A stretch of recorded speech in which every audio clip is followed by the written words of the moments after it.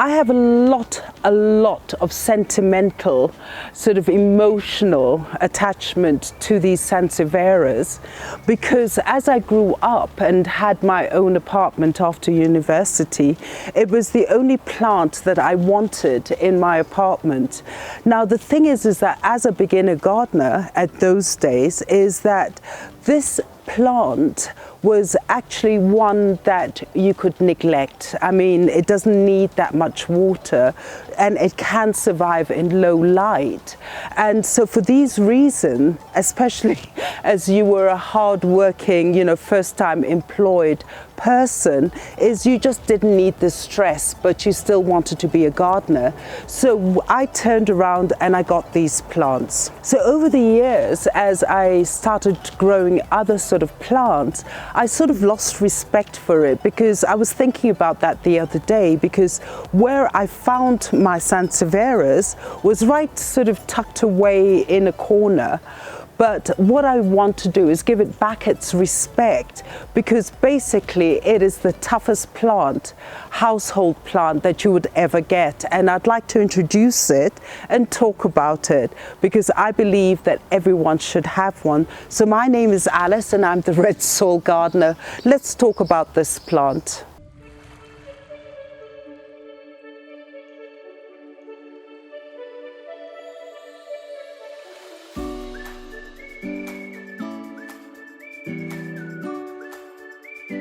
So now we're looking at this plant. Now the beautiful thing about this plant is usually, because these are the stems or the leaves, and look at these amazing designs. So I have this design, I have this design, and I also have this one which has the yellow at the edges. And then on top of it, I have this little baby who's also a Sanseviera. Ooh, and it's got little thorns around, but it's a cylindrical one. Aren't they so beautiful? So now, as we say, they're called Sansevieras. We have other names. I think most people know it as the snake plant. Other people know it as the viper's bowstring plant. And another name, which actually is just stuck to me, is the mother-in-law's tongue. And the reason why they call it the mother-in-law's tongue is because of the tip of the plant. They say it symbolizes the tongue of the mother-in-law and how sharp she can get, and that's why they call it. But we'll call it the snake plant for this session. The other thing about this amazing plant, it's an air purifier.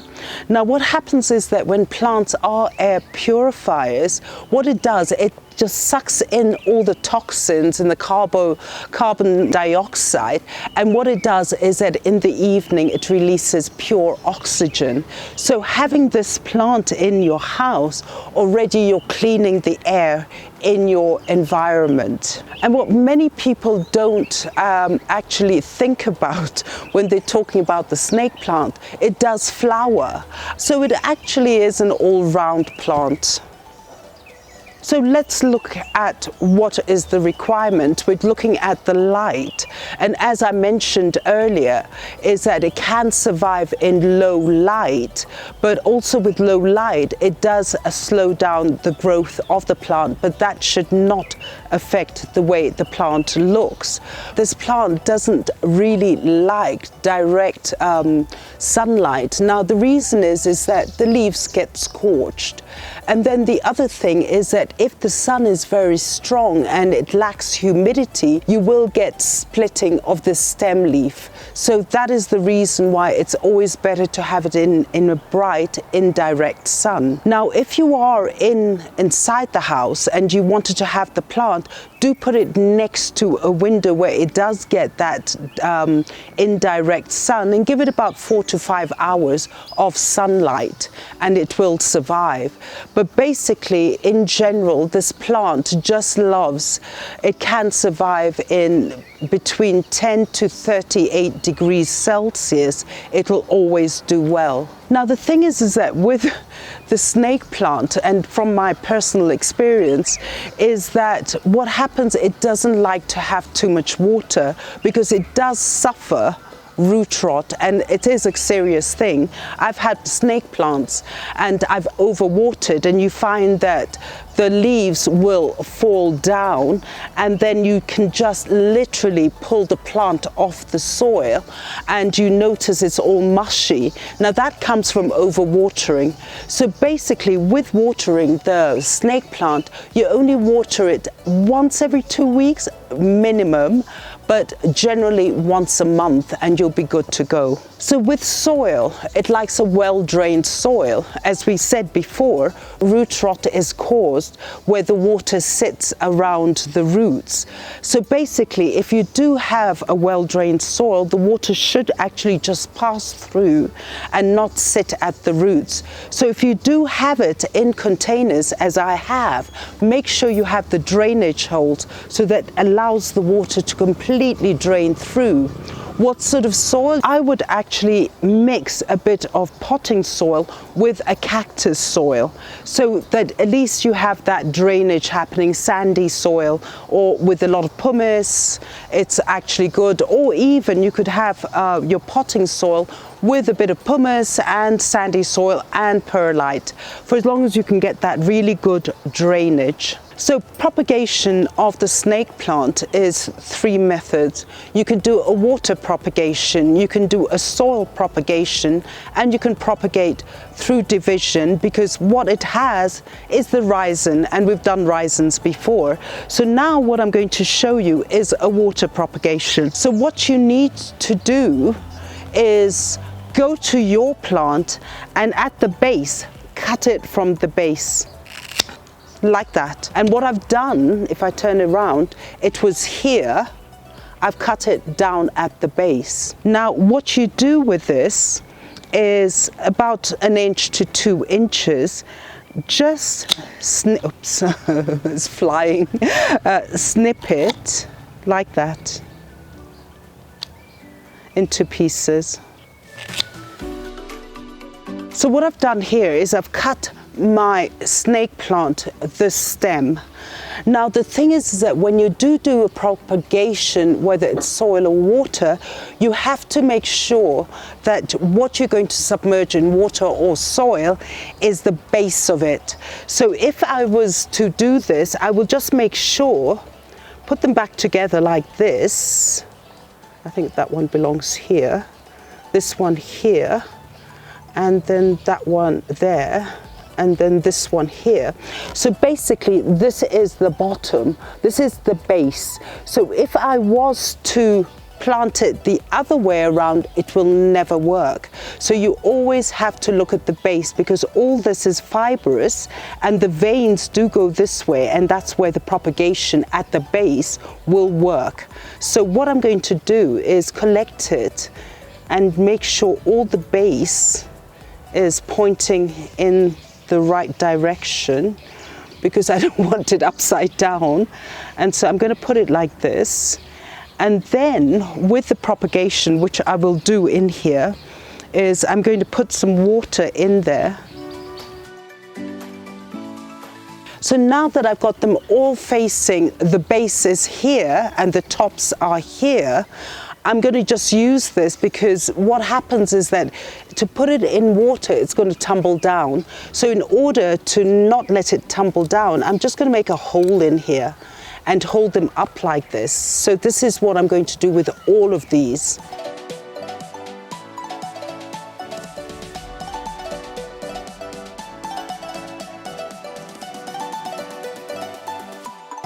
So here we go. So I'm just going to spread it out a bit, because we have a lot of space here. And so what I'm going to do is have it like this, and maybe add in some more water so that it can touch the base of it. There we go. So now with this is I'm going to leave it like that and keep changing the water once a week, every week, and then just putting in fresh water. But the other thing what I'd like to say is that with the snake plant, you've got to be very, very patient. This sort of propagation can take 8 weeks, and that's when you could see the first rooting. I've had to wait some of it for about 2-3 months, but this is what happens. So that is your propagation, water propagation, and I'll put it aside. Now again, the same principle is we'll use these ones because this is the one I removed.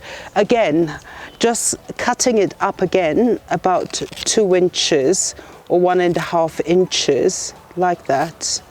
Let's keep that aside. And what you do again with the soil propagation is, just let me get this.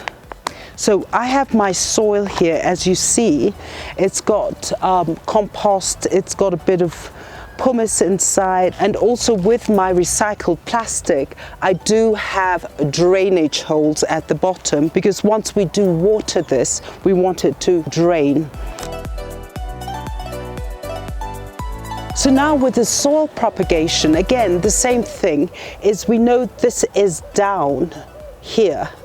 So all I'm going to do with the down is just stick it in the soil like that. The next one, and then the next one. So what we've seen is a water propagation. This is a soil propagation. Now you may think, why didn't I talk about callousing? You can try to callus it, but I basically, all my propagations, I haven't calloused my snake plant, and it does do well.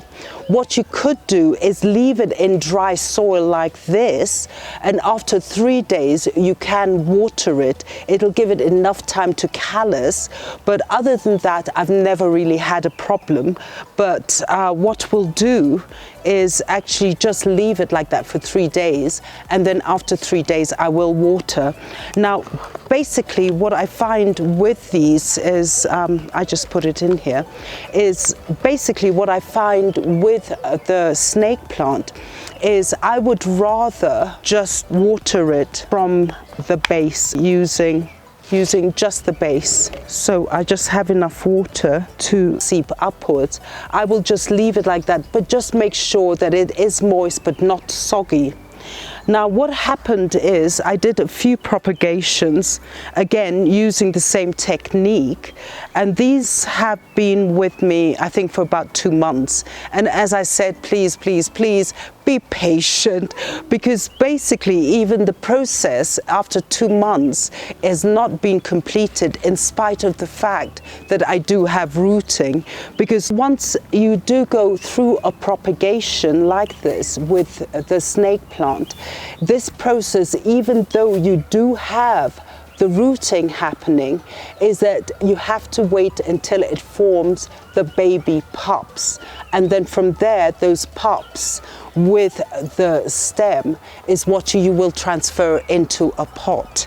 So if we're looking at this plant here, now this was my soil propagation from about 2 months ago, and it's taken me this long to get a rooting. So if I open it up for you, is there. So this is the rooting I have got, and it could take you up to 6 months, so again patience, to get a pup. But as I look, I do see a beginning of a pup, and I am so pleased, and it's here right at the edge.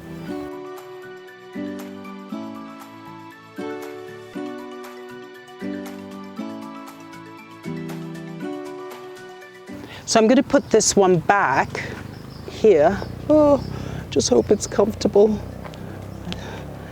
And all this uprooting, and I just want to check one more and see how it goes. I might find another pup. So I'm just picking this one out again, and this is it. No, I can't see a pup. So basically with this one, I will have to wait again. And once I do get the pup, I'll put it up on Instagram in another 4 months' time, but it will work. So that basically is a soil propagation. And again, what I normally do is it fits just here and I water it from under upwards. Now, the other thing is when you are doing a water propagation, what I find quite pretty is if you have your water, is I pour in your water here in a vase, and this is the one we snipped off. And so basically I'm going to cut a few. Let's take something from here. Again, as we said, cut from base, just from base here. So what I'm going to do here is I'm just going to, let me just take a bit more out, because I want to do a water propagation but keep it, I would make a V like that, so I have more surface area. And again, this is a water propagation, but I can have them in here and then just have it as a display.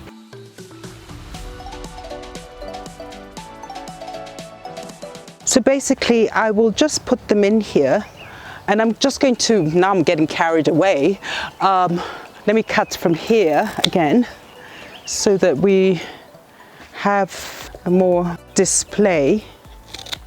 Again, do my V, and then I'll just put it somewhere as a display like that. And as it displays itself, it's growing and I will get my rooting. So now what we've done here is we've done water propagation, soil propagation. We've seen it works with the rooting. Now the last propagation is basically division. Now what I did is I went in here and I did pluck these ones from the plant, because basically what happens with this plant, it has rhizomes, and so these rhizomes actually, as we know, is that they travel along, and out of the rhizomes is you get your babies popping up. Like, for example, if these were two together, you would get another baby popping up here. So when you do go into your plant to get your division, you just separate the rhizomes. So basically what I would do is actually have soil here, because I thought we can have these small ones, they look quite pretty, is I'm just going to lightly water it. Moist and not soggy, as we know. And what I'm going to do here is I'm going to just remove that because it looks a bit bent backwards, and we want it upright, because that's the beauty of these plants when they just stand upright. So all I have to do is by division is go in, as we mentioned, take your little plants like these ones here and remove them, because they all are joined together through the rhizome, and that's where they pop up on the rhizome. And so in order for me to do a propagation by division, remove it, and all I do is repot it. That's simple.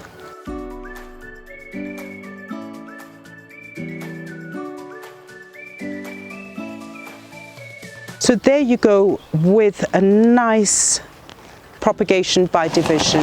There you go. So fellow gardeners, here you go. Here's our mother-in-law's tongue, and it's actually served us well. So thank you so much for joining us in this episode. Don't forget to like, to share, and also press that notification button and subscribe. And do introduce us to all your family members, to your friends. We've got a lot of exciting episodes coming in. And don't forget to follow us on Instagram, because we do post there. And do send your comments, and I do answer them. It may take a while depending on how the week goes, but every week I do go into my comments and I answer every single one of them. Thank you so much and have a lovely day.